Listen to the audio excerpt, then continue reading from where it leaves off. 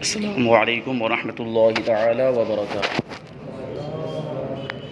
نحمده ونصلي ونسلم على رسوله الكريم اما بعد فاعوذ باللہ من الشیطان الرجیم بسم اللہ الرحمن الرحیم ان اللہ وملائکته یصلون علی النبی یا ایہا الذین آمنوا صلوا علیہ وسلموا تسلیما اللہم صل علی سیدنا ومولانا محمد معدن الجود والکرم وآلہ الکرام وابنہ الکریم وبارک وسلم صلاۃ و سلاما علیک یا رسول اللہ صلی اللہ تعالی علیہ وسلم۔ عزیزان ملت اسلامیہ، گزشتہ اتوار کو ہم نے سماعت کیا کہ سیرت کسے کہتے ہیں، اور پھر جو اتنی صدیوں میں جو بڑے بڑے مصنفین ہوئے ہیں جنہوں نے نبی پاک صلی اللہ علیہ وسلم کی سیرت لکھی ہے، ان میں سے 40 مصنفین کے نام بھی ہم نے سماعت کیے، جو بڑی برکت والے نام ہیں۔ اب یہاں سے ہم سنیں گے کہ ملک عرب، کیونکہ حضور اقدس صلی اللہ علیہ وسلم کی جو ولادت ہوئی مکہ مکرمہ میں ہوئی، اور آپ ہجرت فرما کے مدینہ منورہ تشریف لے گئے، اور یہ دونوں شہر یعنی مکہ مکرمہ اور مدینہ منورہ یہ کون سے ملک میں موجود ہیں؟ ملک عرب میں موجود ہیں۔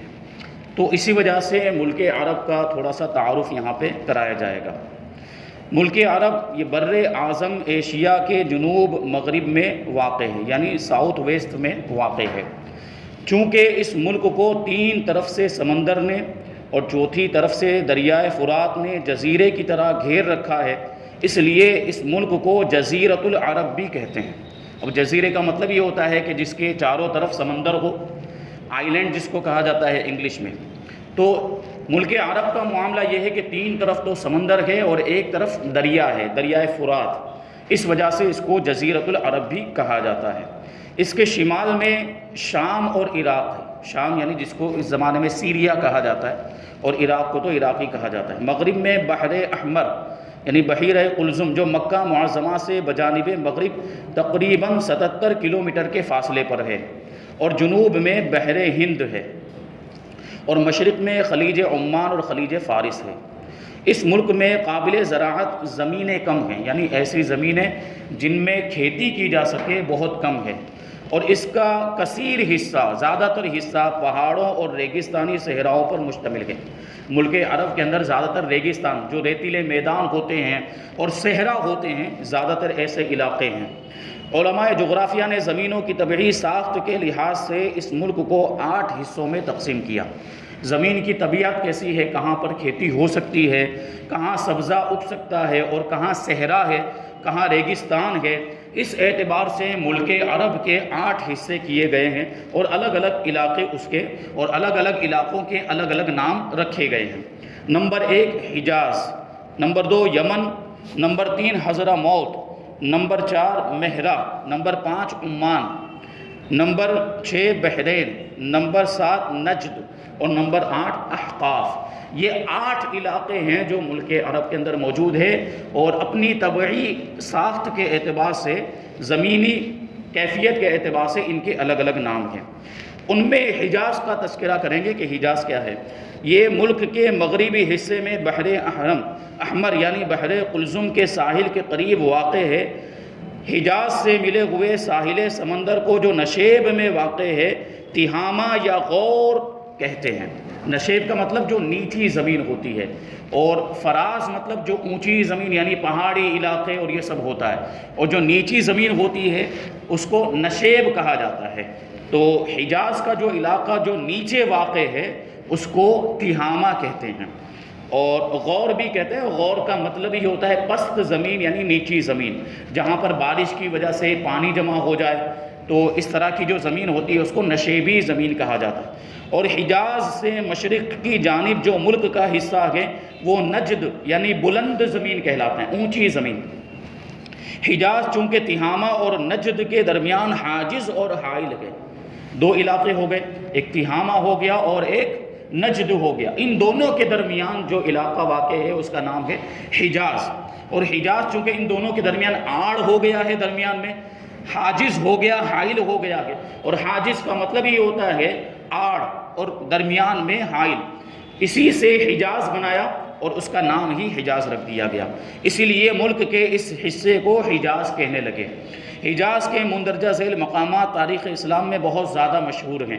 یہی وہ مقدس علاقہ ہے جس میں مکہ مکرمہ بھی موجود ہے، مدینہ منورہ بھی موجود ہے، بدر کا میدان بھی اسی علاقے میں ہے، احد کا میدان بھی اسی علاقے میں ہے، خیبر بھی ہے، فدق بھی، حنین، طائف اور تبوک، غدیر خم وغیرہ، یہ سب اسی علاقے کے اندر موجود ہے جس کو حجاز کہا جاتا ہے۔ یہ حضور اقدس صلی اللہ علیہ وسلم کے زمانے میں اس کا نام تھا، آج اس کا نام جو ہے کہ بدل دیا گیا، جس کو آج سعودی عربیہ کہا جاتا ہے، وہی تقریباً حجاز ہے۔ تو یہ مقدس نام اللہ کے رسول صلی اللہ علیہ وسلم کے زمانے میں اس کا تھا۔ حضرت شعیب علیہ السلام کا شہر مدین تبوک کے محاذ میں بحر احرم کے ساحل پر واقع ہے۔ حضرت شعیب علیہ السلام کا جو علاقہ تھا وہ اسی اطراف میں ہے۔ مقام حجر میں جو وادی القریٰ ہے، وہاں اب تک عذاب الہی سے قوم سمود کی الٹ پلٹ کر دی جانے والی بستیوں کے آثار پائے جاتے ہیں۔ آج بھی آپ اس علاقے میں جائیں تو وہ ان کی بستیاں جو الٹ دی گئی تھی، ان کے مکانات جو مسمار کر دیے گئے تھے، آج بھی وہ عذاب الہی کے نشانات موجود ہیں۔ پہلی قوموں میں، پہلی امتوں میں یہ ہوتا تھا کہ اگر وہ اپنے نبی کی نافرمانی کرتے تھے تو ان پر عذاب آ جاتا تھا، اور بستیاں الٹ دی جاتی تھی، کبھی کبھی آسمان سے پتھروں کی بارش ہو جاتی تھی، اور کبھی کبھی دوسرے عذاب ان پر نازل کیے جاتے، کبھی چہرے مسخ ہو جاتے، کبھی بندر بنا دیے جاتے تھے، کبھی خنزیر بنا دیے جاتے تھے۔ تو قوم سمود پر جو عذاب نازل ہوا تھا وہ اسی علاقے میں نازل ہوا تھا جس کو وادی القریٰ کہا جاتا ہے، جو حجاز تبوک کے قریب میں واقع ہے، اور وہاں ابھی بھی آج وہ آثار موجود ہیں۔ اللہ توفیق دے تو جا کر دیکھیں کہ اللہ تبارک و تعالیٰ نے کیسا عذاب ان پر نازل فرمایا تھا۔ طائف جو علاقہ ہے وہ حجاز میں سب سے زیادہ سرد اور سرسبز مقام ہے، یعنی ٹھنڈا علاقہ ہے۔ آج بھی الحمدللہ ہمیں جانے کا موقع ملا تو ہم مکہ مکرمہ میں جب تک تھے تو شدید گرمی تھی، لیکن جیسے ہی طائف میں پہنچے تو ٹھنڈی کا احساس ہونے لگا۔ تو یہ مقام جو ہے طائف کا جو علاقہ ہے یہ بڑا سرد ہے، ٹھنڈا علاقہ ہے، اور ملک حجاز کے اندر سب سے زیادہ ٹھنڈا علاقہ اگر کوئی ہے تو وہ طائف کا علاقہ ہے، اور سرسبز مقام بھی ہے، یہاں پہ درخت وغیرہ بھی بہت زیادہ ہیں، اور یہاں پھل وغیرہ بھی بہت اچھے ہوتے ہیں، اور یہاں کے میوے بہت مشہور ہیں۔ وہاں آپ جائیں تو انجیر آپ وہاں سے خریدیں، بہت عمدہ قسم کے انجیر ملتے ہیں وہاں پر۔ لوگ جو ہے کہ فٹ پاتھ پر جس طرح ہمارے یہاں دکانیں ہوتی ہیں وہاں پہ دکانیں لگا کر بیٹھے رہتے ہیں، تو اس طرح جو ہے وہاں پر دوسرے پھل بھی ملتے ہیں، اور بڑے عمدہ قسم کے پھل اور بڑے عمدہ قسم کے میوے وہاں پر ملتے ہیں۔ اللہ تبارک و تعالیٰ نے یہ برکتیں وہاں پر رکھی ہیں۔ تو یہ حجاز، اور حجاز کے اندر ہی مکہ مکرمہ بھی موجود ہے۔ تو مکہ مکرمہ حجاز کا یہ مشہور شہر مشرق میں جبل ابو قبیس اور مغرب میں جبل قویقیان، یہ دو بڑے بڑے پہاڑوں کے درمیان واقع ہیں۔ جو مکہ مکرمہ گئے ہیں انہوں نے دیکھا ہوگا کہ مشرق کی جانب، یعنی مکہ مکرمہ کے پورب کی جانب ایک بہت بڑا پہاڑ موجود ہے جو جبل ابو قبیس جسے کہا جاتا ہے، اور پچھم کی جانب ایک دوسرا پہاڑ ہے جس کو جبل قویقیان کہا جاتا ہے۔ ان دونوں پہاڑوں کے بیچ میں مکہ مکرمہ واقع ہے، اور اس کے چاروں طرف چھوٹی چھوٹی پہاڑیوں اور ریتیلے میدانوں کا سلسلہ دور دور تک چلا گیا ہے۔ مختلف پہاڑ ہیں مکہ مکرمہ کے ارد گرد، چاروں طرف بہت سی چھوٹی چھوٹی پہاڑیاں اور بڑے بڑے پہاڑ بھی موجود ہیں، اور اسی شہر میں حضور شہنشاہ کونین صلی اللہ علیہ وسلم کی ولادت باسعادت ہوئی ہے۔ اس شہر اور اس کے اطراف میں مندرجہ ذیل مشہور مقامات واقع ہیں۔ کعبہ معظمہ جس کو بیت اللہ کہتے ہیں، خانہ کعبہ مکہ مکرمہ کے اندر موجود ہے۔ صفا و مروہ جو دو پہاڑیاں ہیں وہ اسی شہر میں ہے۔ مینا، مزدلفہ، عرفات، غار حرا، غار ثور، جبل تنعیم اور جعیرانہ وغیرہ، یہ سارے مقدس مقامات مکہ مکرمہ کے اندر موجود ہیں۔ مکہ مکرمہ کی بندرگاہ اور ہوائی اڈہ یہ جدہ ہے، سب جانتے ہیں، اور یہاں سے اگر حج کرنے کے لیے ہم لوگ جائیں تو اب تو کیا ہے کہ سمندری جو سفر ہے وہ ختم ہو گیا، اس سے زیادہ اب جو ہے کہ لوگ جاتے نہیں حج کرنے کے لیے، اب عام طور پر ہوائی جہاز کے ذریعے سے، ایروپلین کے ذریعے سے لوگ جاتے ہیں۔ تو یہ ہم چاہے احمد آباد سے جائیں یا چاہے ممبئی سے جائیں، یہ ہم پہنچتے ہیں کہاں پر؟ سب سے پہلے جدہ پہنچتے ہیں۔ وہاں سے ہمیں پہلے جہاں جانا ہوتا ہے یا تو مدینہ منورہ یا مکہ مکرمہ، تو ہم وہاں سے پہنچتے ہیں۔ تو یہ جدہ ہوائی اڈے، یہ بندرگاہ بھی ہے۔ جو تقریباً 54 کلومیٹر سے کچھ زائد کے فاصلے پر بحیرہ قلزم کے ساحل پر موجود ہے۔ مکہ مکرمہ میں ہر سال ذو الحجہ کے مہینے میں تمام دنیا کے لاکھوں مسلمان بحری یعنی سمندری اور ہوائی اور خشکی کے راستوں سے حج کے لیے آتے ہیں، کیونکہ ہم یہاں ملک ہندوستان سے جاتے ہیں، درمیان میں سمندر پڑتا ہے، تو ہمیں اگر جانا ہوگا تو جہاز کے ذریعے سے، پانی کے جہاز کے ذریعے سے جانا پڑے گا، یا جو ہے کہ ہوائی جہاز کے ذریعے۔ لیکن جو ملک عرب میں رہتے ہیں یا ملک عرب کے آس پاس دوسرے ملکوں میں رہتے ہیں، وہ جو ہے کہ بائی روڈ بھی جاتے ہیں، خشکی کے راستے سے بھی وہ لوگ سفر کر کے جاتے ہیں۔ مدینہ منورہ مکہ مکرمہ سے تقریباً 320 کلومیٹر کے فاصلے پر مدینہ منورہ ہے، جہاں مکہ مکرمہ سے ہجرت فرما کر حضور اکرم صلی اللہ علیہ وسلم تشریف لائے اور 10 برس تک مقیم رہ کر اسلام کی تبلیغ فرماتے رہے۔ یعنی حضور اقدس صلی اللہ علیہ وسلم 53 سال کی عمر تک مکہ مکرمہ میں رہے۔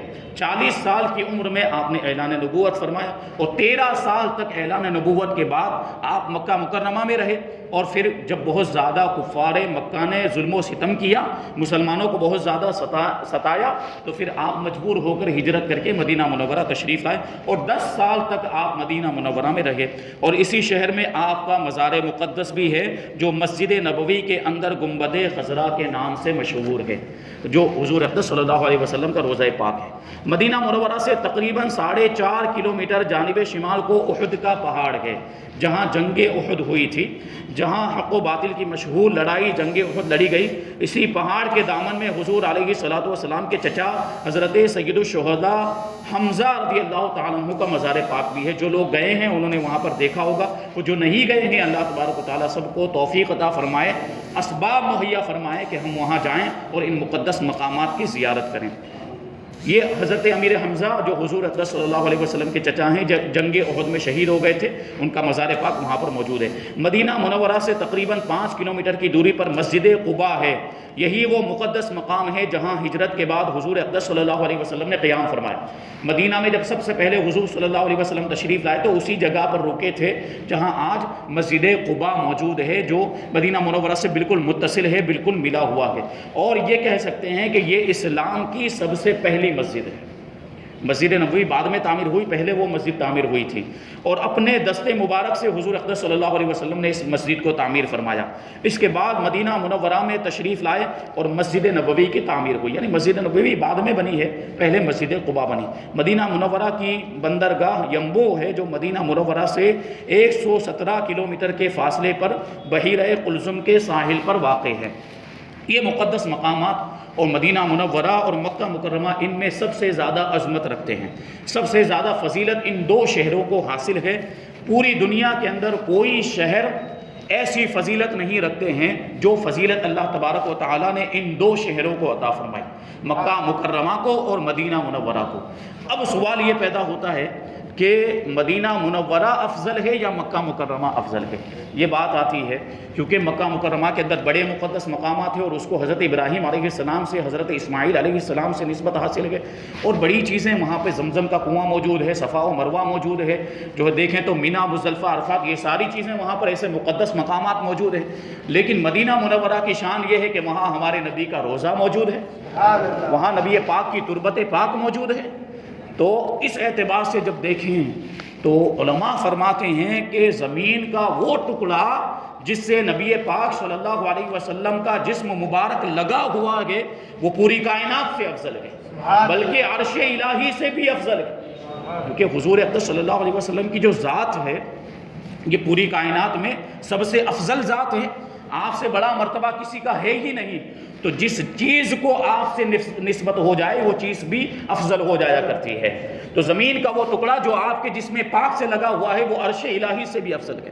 ایک واقعہ مثال کے ذریعے سے سمجھانے کی کوشش کروں کہ ایک بزرگ سے کسی نے یہی سوال پوچھا کہ مکہ مکرمہ افضل ہے یا مدینہ منورہ افضل ہے؟ تو انہوں نے کہا کہ جب تک حضور پاک صلی اللہ علیہ وسلم مکہ مکرمہ میں موجود تھے تو مکہ افضل تھا، اور جب آپ ہجرت فرما کے مدینہ تشریف لے آئے تو مدینہ افضل ہو گیا۔ اب انہوں نے اپنی جیب سے اپنا بٹوا نکالا، جو والیٹ ہوتا ہے وہ نکالا، اور کہنے لگے دیکھو اس کی قیمت کتنی ہے؟ تو جو پوچھنے والا تھا اس نے کہا 5 روپے۔ اس زمانے کے اعتبار سے انہوں نے کہا آج کے زمانے میں یہ بٹوا 5 روپے میں نہیں ملے گا۔ انہوں نے کہا کہ 5 روپے۔ پھر انہوں نے کہا ان بزرگ نے کہا جنہوں نے بٹوا نکالا تھا کہ اگر اس میں 5 لاکھ کے ہیرے جڑ دوں، 5 لاکھ کے ہیرے لگا دوں تو پھر اس کی قیمت کیا ہو جائے گی؟ تو انہوں نے کہا، وہ سائل نے کہا کہ پھر اس کی قیمت 5 لاکھ ہو جائے گی۔ تو انہوں نے کہا بالکل اسی طریقے سے مثال ہے کہ جب حضور مکہ مکرمہ میں تھے تو مکہ کی اہمیت زیادہ تھی، مکہ کی فضیلت زیادہ تھی، اور جب حضور اقدس صلی اللہ علیہ وسلم مدینہ میں تشریف لائے تو اس کی فضیلت میں اضافہ ہو گیا۔ یعنی اصل فضیلت جو ہے وہ حضور کے وجود کی بنیاد پر ہے۔ حضور جہاں موجود ہو وہ جگہ افضل ہو جایا کرتی ہے، وہ جگہ جو ہے کہ ساری فضیلتوں کی حامل ہو جایا کرتی ہے۔ تو یہ شان تھی۔ اسی بنیاد پر جب تک حضور اقدس صلی اللہ علیہ وسلم مکہ میں موجود تھے تو اللہ نے مکہ کی قسم یاد فرمائی، لا اقسم بہذا البلد وانت حل بہذا البلد، کہ اے محبوب مجھے اس شہر کی قسم ہے کہ آپ اس شہر میں تشریف فرمائیں۔ تو یہ شان تھی حضور اقدس صلی اللہ علیہ وسلم کی۔ تو اس طریقے سے آپ غور کریں۔ اسی طرح کا ایک واقعہ ہے حضرت خواجہ بندہ نواز گیسو دراز رضی اللہ تعالیٰ عنہ کا۔ ان سے بھی کسی نے اسی طرح کا سوال کیا۔ ان کا جو سوال تھا اس کی نوعیت تھوڑی الگ تھی۔ اس سائل نے، پوچھنے والے نے پوچھا کہ زندگی افضل ہے یا موت افضل ہے؟ پوچھنے والے نے کیا پوچھا کہ زندگی افضل ہے یا موت افضل ہے؟ بڑا عشق والا جواب حضرت خواجہ بندہ نواز گیسو دراز رحمۃ اللہ تعالیٰ علیہ عطا فرمایا کہ جب تک حضور اقدس صلی اللہ علیہ وسلم ظاہری طور پر دنیا میں تشریف فرما تھے تو زندگی افضل تھی، اور جب حضور صلی اللہ علیہ وسلم ظاہری طور پر دنیا سے تشریف لے گئے تو اب موت افضل ہے۔ کیونکہ جب حضور ظاہری طور پر دنیا میں موجود تھے تو ہم اپنے ماتھے کی آنکھوں سے حضور کا دیدار کر سکتے تھے، لیکن اب ظاہری طور پر تشریف لے گئے تو اب موت افضل ہو گئی، اس اعتبار سے کہ جب مومن مر کر قبر میں پہنچتا ہے تو قبر میں اسے نبی کا دیدار عطا کیا جاتا ہے۔ تو یہ شان ہے حضور اقدس صلی اللہ علیہ وسلم کی کہ جس چیز کو بھی آپ سے نسبت ہو جاتی ہے وہ چیز فضیلت والی ہو جاتی ہے۔ وہ کہتے ہیں کہ نسبت سے شے ممتاز ہو جاتی ہے، جس کو جیسی نسبت حاصل ہوتی ہے اس کا مرتبہ ویسا ہی ہو جاتا ہے۔ دیکھیں زمزم کا پانی آپ نے سنا کتنی فضیلت رکھتا ہے۔ اللہ تبارک و تعالیٰ نے زمزم کے پانی کے اندر شفا رکھی ہے، جو بھی اسے جس مقصد کے لیے پیتا ہے وہ اس مقصد کے لیے کارگر ثابت ہو جاتا ہے۔ اگر کوئی کسی بیماری کے لیے زمزم کا پانی پی لے تو اللہ تبارک و تعالیٰ اس بیماری سے اسے شفا عطا فرما دیتا ہے۔ اگر روحانیت کے لیے پیے تو اللہ تبارک و تعالیٰ اسے روحانیت عطا فرما دیتا ہے۔ کسی دوسرے مقصد کے لیے پیے، کسی دوسرے دنیاوی معاملے کے لیے پیے تو اس معاملے کے اندر اس کا فائدہ ظاہر ہوتا ہے۔ یہ زمزم کی فضیلت ہے۔ جبکہ آپ غور کریں تو زمزم کو کس سے نسبت حاصل ہے؟ حضرت اسماعیل علیہ السلام سے۔ حضرت اسماعیل علیہ السلام کو جب حضرت ابراہیم علیہ السلام چھوڑ کر چلے گئے تھے مکہ مکرمہ کے اندر تو حضرت حاجرہ رضی اللہ تعالیٰ عنہ پانی ختم ہو گیا، توشہ ختم ہو گیا، حیران و پریشان مکہ جو ہے کہ صفا سے مروہ پر اور مروہ سے صفا پر چکر لگا رہی تھی۔ جو صحیح کی جاتی ہے یہ انہی کی یاد میں کی جاتی ہے۔ تو ادھر جب وہ صحیح کرنے کے بعد، چکر لگانے کے بعد جب پہنچی حضرت اسماعیل علیہ السلام نے اپنی ایڑیوں کو زمین پر رگڑا تو اس زمین سے پانی کے چشمے جاری ہو گئے۔ یہ وہی کنواں ہے جو حضرت اسماعیل علیہ السلام کے ایڑی کے رگڑنے کی وجہ سے جاری ہوا تھا۔ اب آپ غور کریں، یہ حضرت اسماعیل کی ایڑی میں سے جاری نہیں ہوا تھا، زمین میں سے ہی جاری ہوا تھا۔ بس یہ ہے کہ ایڑی رگڑنے کی وجہ سے جاری ہوا تھا، نسبت حاصل ہو گئی حضرت اسماعیل علیہ السلام سے، تو اس میں ایسی فضیلت آ گئی، ایسی شفا اللہ تبارک و تعالیٰ نے رکھ دی۔ تو اب آپ غور کریں کہ وہ پانی جو نبی پاک کی انگلیوں کے درمیان سے نکلا تھا اس کی فضیلت کیا ہوگی۔ حدیبیہ کے موقع پر جب صحابہ کرام موجود تھے، پانی ختم ہو گیا لشکر کے اندر، تو صحابہ نے حاضر ہو کر عرض کیا تھا حضور پاک کی بارگاہ میں کہ پانی ختم ہو گیا، جانور پیاسے ہو گئے، وضو کے لیے پانی موجود نہیں، پینے کے لیے پانی موجود نہیں۔ تو اللہ کے رسول نے فرمایا جو کچھ بھی بچا کچا پانی ہے لے کر آؤ۔ تو لوگوں نے اپنے مشکیزیں خالی کر دیے، جو کچھ بھی موجود تھا، جو بھی برتن موجود تھے وہ خالی کر دو، تھوڑا سا پانی جمع ہوا۔ اب نبی پاک صلی اللہ علیہ وسلم نے اس پانی کے اندر اپنا دست مبارک رکھ دیا، تو آپ یہ جو انگلیوں کی گھائیاں ہوتی ہے، آپ کی مبارک انگلیوں کے درمیان سے پانی کے چشمے جاری ہو گئے۔ اب صحابہ کرام نے وہ پانی خود بھی پیا، خوب پیٹ بھر کر پانی پیا، اپنے سارے مشکیزیں بھر لیے، سارے برتن جو موجود تھے وہ بھر لیے، اپنے جانوروں کو بھی، اونٹوں کو، گھوڑوں کو، سب کو پانی پلا دیا، لیکن اس کے باوجود بھی وہ پانی ختم نہیں ہوا۔ اعلیٰ حضرت فرماتے ہیں کہ دنیا کا سب سے بہترین پانی اگر کوئی ہے تو وہ پانی ہے جو نبی پاک کی انگلیوں کے درمیان سے نکلا۔ انگلیاں ہیں فیض پر ٹوٹے ہیں پیاسے جھوم کر، انگلیاں ہیں فیض پر ٹوٹے ہیں پیاسے جھوم کر، ندیاں پنجاب رحمت کی ہیں جاری واہ واہ۔ پنجاب 5 پانی، پنجاب کو بھی پنجاب اس لیے کہا جاتا ہے کہ 5 دریا موجود ہے وہاں پر، پنجاب یعنی 5 پانی، تو 5 انگلیوں کے درمیان سے جو پانی نکلا ہے تو وہ 5 پانی ہوئے، 5 تالاب ہوئے، اور 5 دریا کی حیثیت رکھتے ہیں اور 5 چشموں کی حیثیت رکھتے ہیں، اسی لیے کہتے ہیں ندیاں پنجاب رحمت، رحمت کے 5 پانیوں کی ندیاں جاری ہو گئی، اور اس کے تعلق سے کہتے ہیں جو ہے انگلیاں ہیں فیض پر ٹوٹے ہیں پیاسے جھوم کر، ندیاں پنجاب رحمت کی ہیں جاری واہ واہ۔ یہ شان و شوکت اور یہ مقام و مرتبہ اللہ تبارک و تعالیٰ نے ہمارے آقا کو عطا فرمایا۔ بڑے خوش نصیب ہیں کہ اللہ نے ہمیں حضور اقدس صلی اللہ علیہ وسلم کی امت میں پیدا کیا۔ اللہ تبارک و تعالیٰ ہم سب کو عمل کی توفیق عطا فرمائے۔ وما علینا الا البلاغ۔